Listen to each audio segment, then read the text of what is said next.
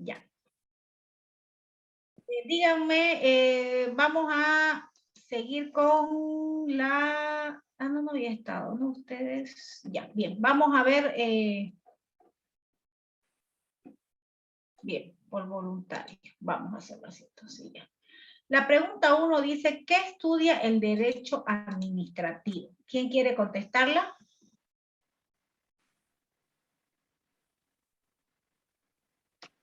Yo le hice. ¿Ya? ¿Carrasco?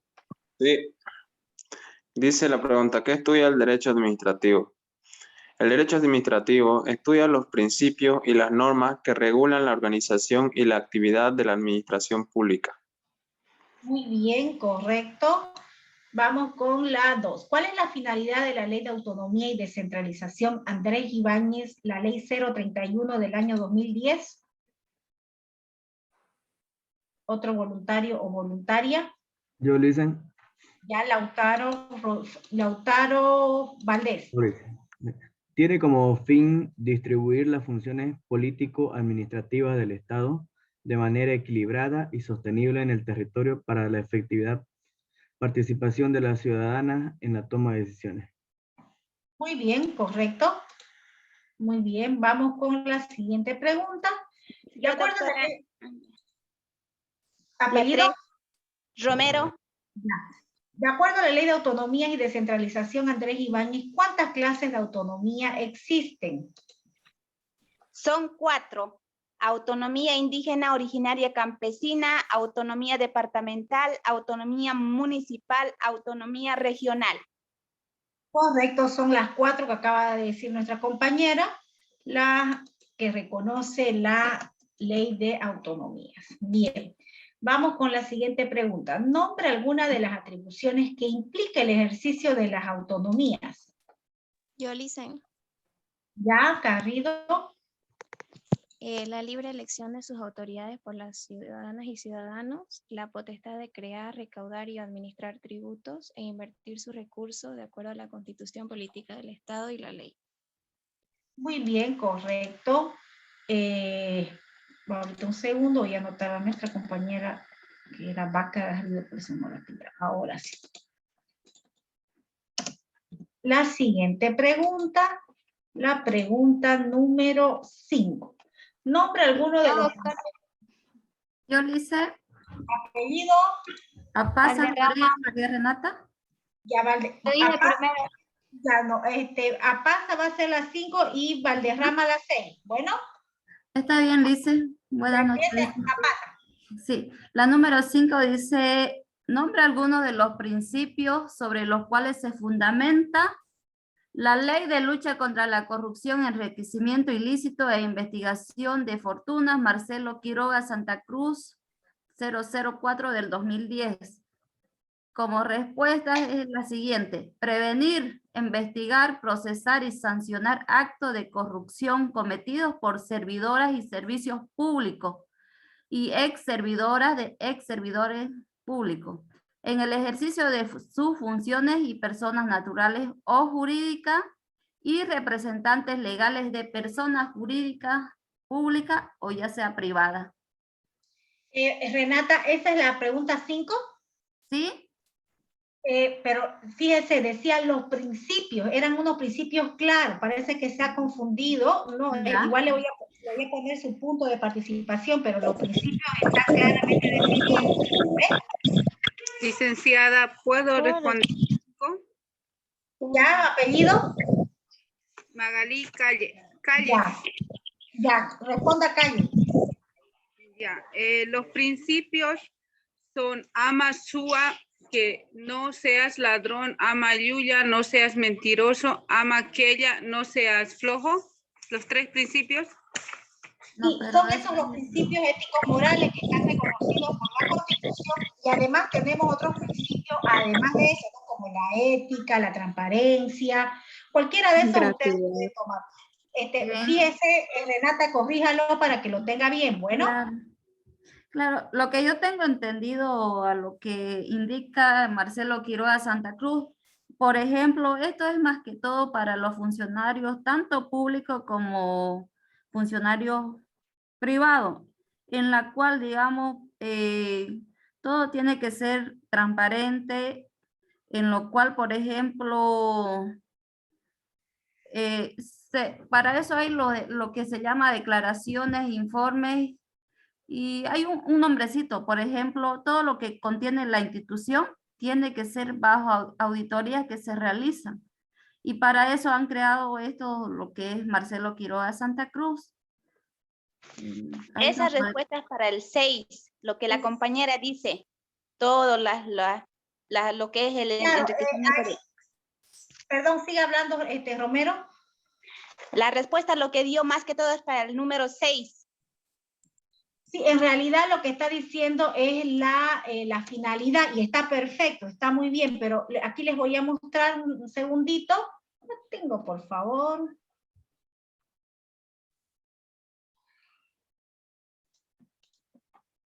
Un minutito. O sea, yo quiero decir, bueno, no yo, no, sino la ley lo dice, que aplican la ley Marcelo Quiroga, si bien tengo entendido que son para, por ejemplo, más que todo lo aplican para lo que son los gobernantes, funcionarios públicos, ¿no? La licenciada. Sí, está muy bien, eso está perfecto. Ya, lo que pasa es que la pregunta, lo que usted dice está bien, no le digo que no está mal, pero acá fíjense ustedes, aquí ya lo que les quería mostrar. Ya, esta es la ley Marcelo Quiroga Santa Cruz. Fíjense, es la ley y aquí está el objeto, precisamente la finalidad, lo que hablaba nuestra compañera, ¿ya? Pero en el artículo 4 habla de los principios sobre los cuales se fundamenta esta ley. Y aquí está, sumacamaña, masúa, no seas ladrón, ¿no? No robar, que no puedo pronunciar eso. Ética, transparencia, gratuidad, celeridad, defensa del patrimonio del Estado, cooperación amplia, imparcialidad en la administración de justicia. Esos son unos principios claramente definidos que son el fundamento de esta ley. Esa es la respuesta. Lo que usted dice, Renata, está bien porque es la finalidad, pero no, los principios están en el artículo 4, a eso se refería. Ya no sé si quedó... Está bien, Lice, claro, yo me refería al artículo, o sea, lo que ha explicado. La finalidad, al ámbito, está bien, no, usted lo que está diciendo es coherente, pero no hace referencia a estos principios que estaban claramente definidos, ¿no ves? Claro, es que la compañera dice, es Amayuya, Maquella y lo demás, ¿no? Bueno, ese es el concepto, ¿no? En la nueva constitución. La respuesta de la pregunta, ¿está bien? Son los principios, esos son principios. Fíjense ustedes que desde la misma Constitución Política del Estado enumera unos principios que los vimos en el tema 1, si no me equivoco, ¿no? Que está vivir bien, que es sumacamaña, ñandereco, vida buena, todos esos principios son los orientadores de toda la actividad jurídica boliviana. A partir de ahí, cada ley que se va a aprobar tiene que fundamentarse en esos principios, o en eso y en lo que se considere necesario. Esta ley cabalmente se considera en esos principios en que están definidos. ¿Bien? Ya, y la última pregunta, Valderrama.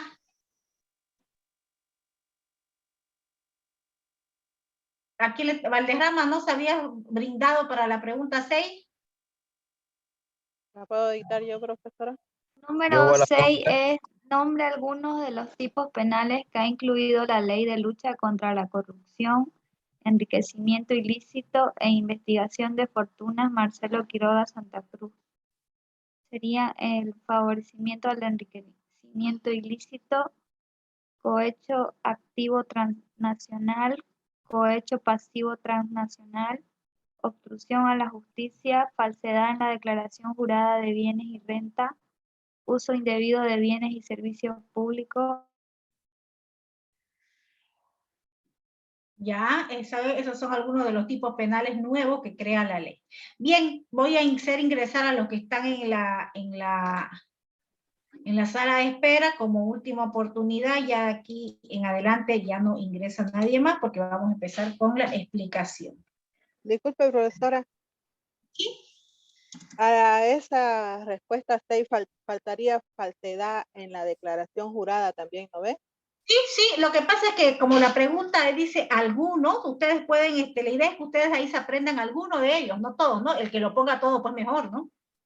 Ah, ya, perfecto. Esto.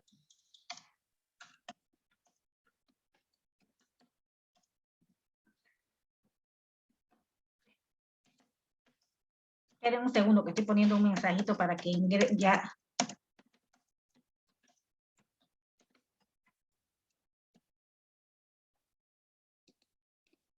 Ya, ingresaron todos y ya son todos los que están y empezamos. Mientras voy buscando mi tema que vamos a ver el día de ahora. Nos toca el tema 7, ¿no, estudiantes? Seguro, seguro, doctora. Sí. Sí.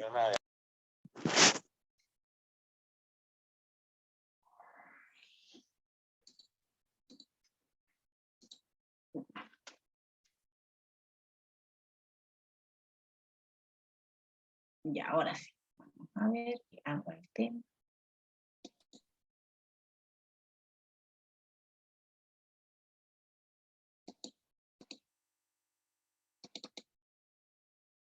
Un segundito, ya que está un poquito lenta mi máquina.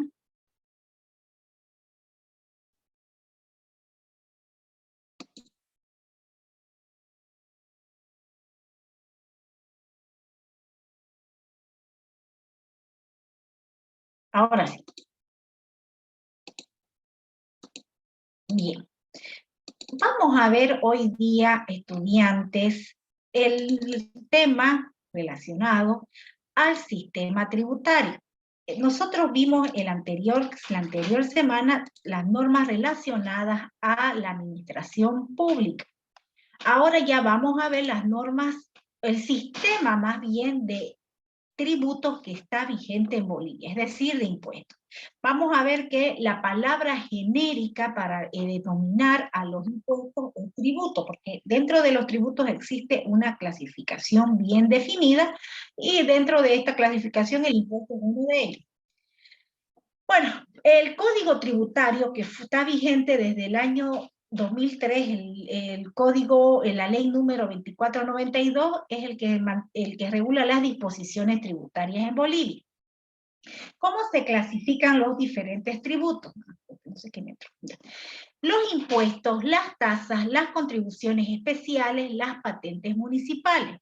El impuesto es el pago que se hace o que estamos obligados todos los contribuyentes, es decir, todas las personas que, mayores de edad que por alguna actividad pagamos impuestos, ya sea cuando compramos algún producto, por nuestro salario, ¿no? En ese caso, ya bajo nuestro sistema jurídico, por ejemplo, cuando nosotros vamos a una tienda y compramos un producto, ya en el precio que estamos pagando, está incluido el impuesto, por eso es que nosotros a veces, digamos, no nos damos cuenta, pero ya estamos pagando el impuesto. En otros lugares, por ejemplo, en Estados Unidos, una persona va a una tienda, compra algo, está el precio, pero cuando le toca pagar es más. ¿Por qué? Porque no está incluido el impuesto y a eso le suman el impuesto.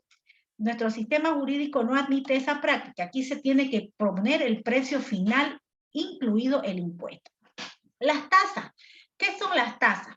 Las tasas son aquellos pagos que se hace por un servicio prestado por el Estado. Por ejemplo, el que vaya a obtener un pasaporte, un ejemplo bien básico, va a tener que pagar un valorado, ¿no? Unas tasas. Eso no están obligados todos los bolivianos. Están obligados los que vayan a adquirir ese servicio del pasaporte, ¿no? Entonces ese documento, pues hay que pagar la tasa correspondiente. Las contribuciones especiales, por ejemplo, por algún beneficio recibido por parte del Estado, en este sentido, por ejemplo, alguna concesión que otorgue el Estado, etcétera, ¿no?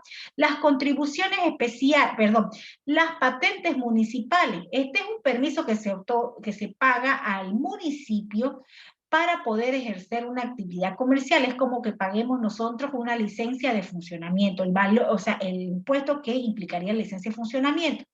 Tenemos que tener en cuenta que estos impuestos o estos tributos son pagados al Estado en sus diferentes niveles, es decir, en el nivel central, en el nivel departamental y en el nivel municipal. ¿Qué elementos intervienen en la obligación tributaria? Bueno, ¿qué elementos son los considerados como elementos tributarios? Primero es la obligación tributaria. esa obligación tributaria es el vínculo, ¿ya?, que se genera entre el sujeto pasivo y el sujeto activo. El sujeto pasivo, ¿quiénes somos? Pues los contribuyentes. Y el sujeto activo es el Estado en cualquiera de sus niveles. Cuando decimos el sujeto pasivo, estamos con más o menos como que nosotros nos volvemos deudores del Estado que se convierte en nuestro acreedor. Cualquier convenio entre partes con referencia a transgredir el régimen tributario es nulo de pleno derecho. Vamos a suponer que, digamos, ninguna persona en particular no puede firmar un convenio o un contrato con la administración pública tributaria, donde a esa persona, esta persona ya no tiene que pagar impuestos, porque eso no tendría ningún valor. Otra cosa es lo que se hace a veces, generalmente en todas las gestiones, por ejemplo, en los impuestos municipales, cuando el municipio, a través de una ordenanza municipal, aprueba un descuento, aprueba la condonación de deudas para incentivar al pago de impuestos. Pero eso sí se puede hacer porque no se está haciendo a una persona en particular, sino que se está haciendo en virtud a una ley, primero que nada, y además que se está haciendo para todos los contribuyentes. Todos se van a beneficiar con esa ley, ¿no? Otro elemento es el hecho generador o base imponible, que es el monto sobre el cual se calculan los impuestos, ¿no? O al cual se le aplica la base imponible que vamos a ver posteriormente. Los sujetos de la relación jurídica, tenemos el sujeto activo, ya decíamos, es el Estado. Hay que tener en cuenta que el Estado puede actuar en sus tres diferentes niveles, nacional, departamental y municipal. El sujeto pasivo es el contribuyente que deberá cumplir fielmente las obligaciones tributarias. Y también existen los terceros responsables, aquellos que son, el sujeto pasivo es un directo responsable. El tercero responsable es un indirecto responsable. ¿Quiénes son estos? Son los que la obligación no recae de manera indirecta, pero por el papel que están o por la función que están desempeñando, pues tienen la obligación o también les recae esa obligación tributaria. Por ejemplo, los padres de menores, porque puede darse la situación de que un menor, por ejemplo, sea heredero de un bien inmueble y tiene que pagar impuestos. Entonces, el sujeto pasivo va a ser el dueño del inmueble, pero si es menor, pues los terceros responsables serían sus padres, sus tutores, ¿no? Los administradores también de los bienes de las personas que son declaradas incapaces para administrar sus bienes. También los ejecutivos o representantes legales de las personas jurídicas o colectivas también se convierten en terceros responsables.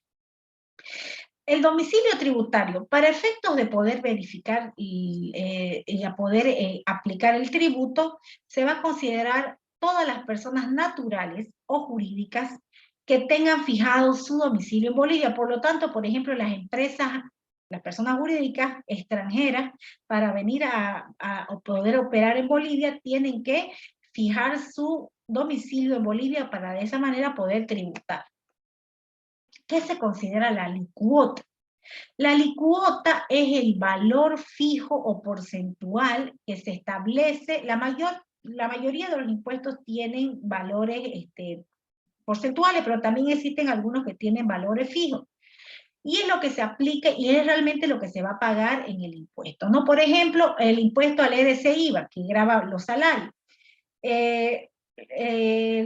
La persona recibe su salario y de eso la alicuota de ese salario va a ser el 13%, ¿no ven? Entonces ahí se aplica ese 13% como alicuota a la base imponible, que es el salario total, diríamos. Los componentes de la deuda tributaria. ¿Cuáles son los componentes de la deuda tributaria? Primero que nada, el componente principal es el impuesto que no se pagó en el tiempo que tenía que pagarse. Luego está las multas, ¿ya? Y los intereses que se expresan en unidades de fomento a la vivienda. ¿Cuál es la garantía para pagar la deuda? ¿Cómo garantiza el deudor, el sujeto pasivo, el pago de la deuda tributaria? Con todo su patrimonio, pues no con todo lo que tiene a su nombre. Existe lo que se denomina el privilegio de la deuda tributaria. Quiere decir que si una persona, digamos, debe impuestos y además tiene otras deudas con bancos, etcétera, de poderse rematar sus bienes para pagar esas deudas, lo primero que siempre se va a pagar es el impuesto. De lo que queda se pagarán las otras deudas. ¿Cómo se extingue la deuda tributaria? Primero que nada se extingue por el pago. Una vez que se paga, pues ya no existe la deuda tributaria. Compensación. Ya, por ejemplo, la compensación se puede dar, diríamos, voy a dar un ejemplo, ¿ya? Lo que sucede, por ejemplo, el año pasado, esto pasó, la gente que empezó a pagar, digamos, sus impuestos a municipales en enero, ¿ya? Pagó el total de los impuestos, pero en febrero, no me recuerdo bien los meses, pero algo así fue lo que pasó. Posteriormente, no en enero, sino en febrero o marzo, salió la ley que condonaba un porcentaje de esa deuda, creo que era el 40 o hasta el 60% me parece. Entonces, lo que pagaron antes pagaron completo y lo que pagaron después pagaron menos, pues no. Pero eso no sería justo, entonces, ¿qué es lo que se hace? Se compensa con la gestión siguiente. A los que pagaron más, ya automáticamente el sistema le va a descontar eso que pagaron de más, ¿no? Porque el descuento tenía que ser para todos, ¿bien? Eso es sería, digamos, una compensación. Confusión. La confusión, por ejemplo, que una persona le vaya, confusión quiere decir no que se confunda, sino que el deudor se convierte en acreedor al mismo tiempo, porque, vamos a poner otro ejemplo, una persona le vende un bien al Estado, ¿ya? Un bien, cualquier bien. Entonces, el Estado para compensar y como parte de pago le puede condonar, digamos, o compensar o condonar una parte del impuesto.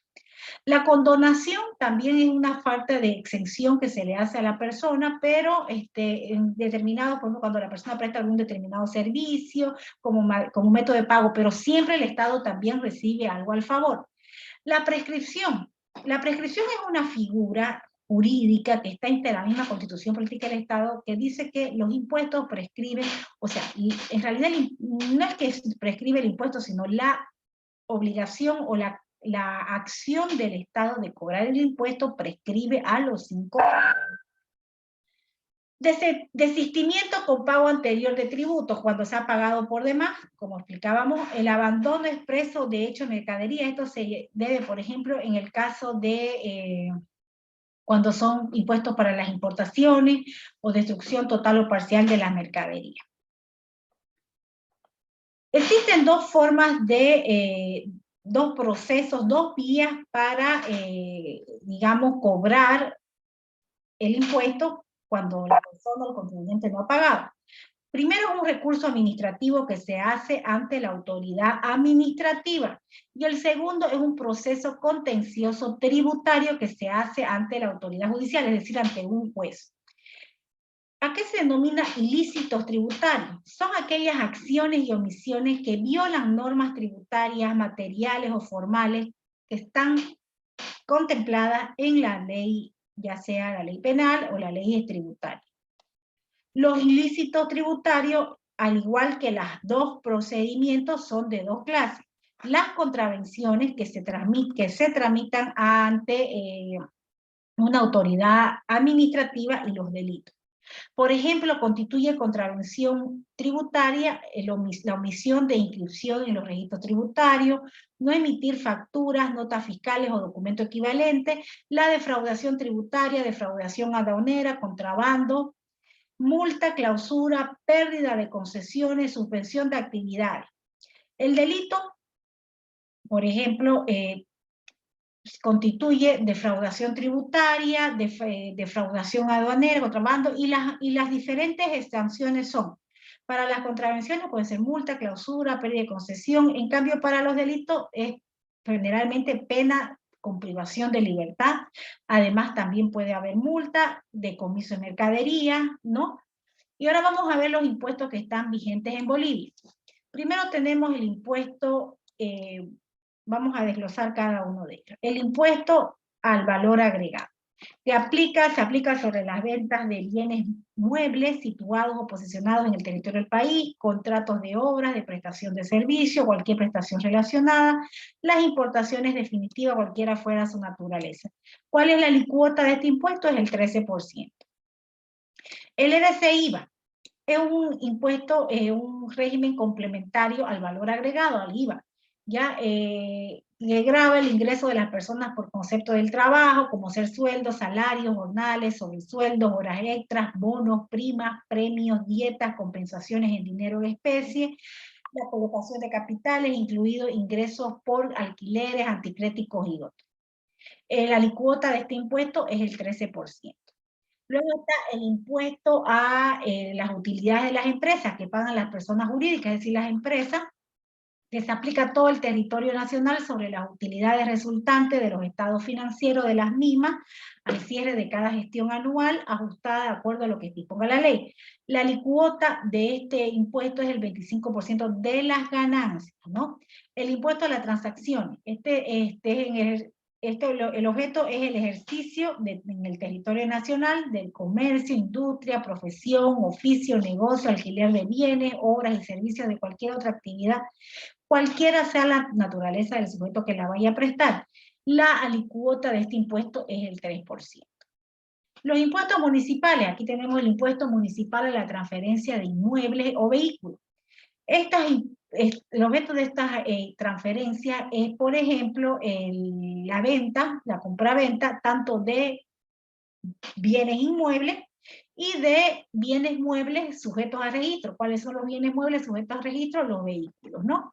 Esto se aplica una base imponible del 3% sobre el monto total de la transferencia. También el impuesto a la propiedad de bienes inmuebles y vehículos es un impuesto municipal. Este no tiene un valor porcentual, sino es un monto fijo y se va a computar en base al valor que tiene tanto el bien inmueble como el vehículo. Es decir, a menor valor, menor impuesto que se paga, a mayor valor, mayor impuesto, ¿no? Así que, por ejemplo, digamos, el impuesto de un vehículo nuevo que vale más, pues va a ser más caro que el impuesto de un vehículo antiguo que vale menos. El impuesto al consumo específico. Este es un impuesto que pagan las ventas de los fabricantes de cigarrillos, de ciertos productos, como sea cigarrillos, tabacos, bebidas refrescantes, cerveza, chiche maíz, bebidas alcohólicas, así como las importaciones de estos productos y de los vehículos automotores. Este impuesto solo se grava una vez al producto, de manera que los distribuidores al por menor ya no pagan este impuesto. Dependiendo del producto, existen diferentes tasas específicas o porcentuales para el pago de este impuesto. Cuando se trata de bienes producidos en el país, se paga mensualmente hasta la fecha que ha establecido la Administración Tributaria. Por ejemplo, en el caso de las importaciones, se paga solamente al momento de la desaduanización. El impuesto directo a los hidrocarburos. Este es un impuesto, el denominado IDH, que tiene una alícuota del 32% que se grava sobre la producción de hidrocarburos, medidas en el punto de fiscalización que se aplica de manera directa, no progresiva, sobre el 100% de los volúmenes de hidrocarburos medidos en el punto de fiscalización. Este impuesto se mide y se paga como se mide la regalía del 18%. El impuesto a las salidas aéreas al exterior. Este es un impuesto que se paga, bueno, que están obligados al pago de este impuesto las personas que vayan a salir al exterior por vía aérea, ¿no? Este impuesto anteriormente se lo pagaba ahí en el aeropuerto antes de abordar el avión, digamos, ¿no? Ahora ya no se lo paga así, sino que está incluido en el precio del pasaje.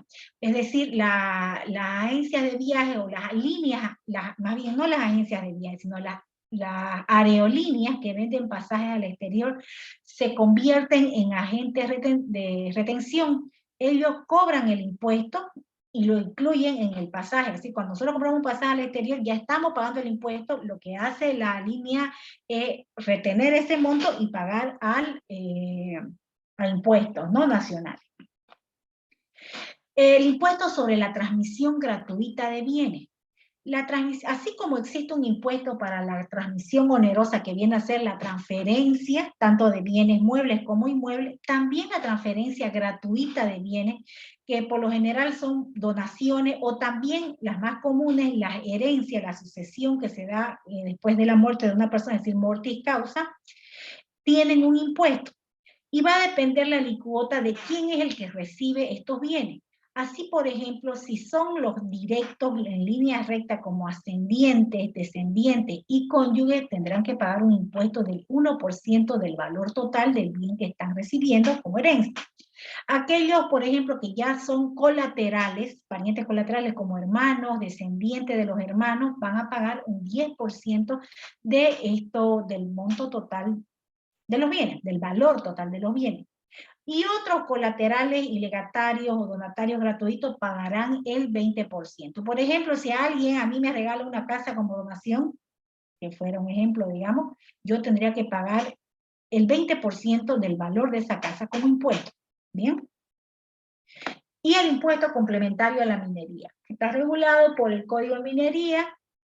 Es un impuesto que se aplica a cada operación de venta o exportación de minerales y metales. Sus sujetos pasivos son todas aquellas personas naturales y jurídicas que realizan actividades de prospección, exploración, explotación, concentración, fundición, refinación y comercialización de los minerales y metales. Los que no tienen que pagar este impuesto, es decir, se encuentran exentos, son aquellos que realizan actividades de manufactura de minerales y metales, es decir, quienes se dedican a transformarlos en parte o bienes de capital. La alícuota se determina de acuerdo al cuadro de cotizaciones de precios de minerales que publica el Viceministerio de Minería en forma quincenal. No nos olvidemos que este impuesto o que va a variar dependiendo al precio internacional de los minerales. Bien, jóvenes, de cierta manera viene a ser el régimen tributario que tenemos nosotros vigente en Bolivia. No sé si alguien tiene alguna pregunta. Yo, doctora, no me quedó claro el IUE. ¿Cuánto era la alícuota? Disculpe. ¿El impuesto a las utilidades? Sí, doctora. ¿El que pagan las empresas? Sí, eso. Que muy rápido lo vi. No. El 25% de las ganancias, ¿no? 25% de la ganancia. Ok, gracias, doctora. Pero eso pagan las empresas que tienen ganancias. O sea, es decir, que las que no tienen ganancias no tendrían que pagar. Bien. Vamos a complementar este trabajo, este tema con nuestro cuestionario que lo vamos a hacer para el día jueves. ¿Bien? Si no hay preguntas, por favor, atentos a la lista. Voy a dejar de grabar la clase porque ya no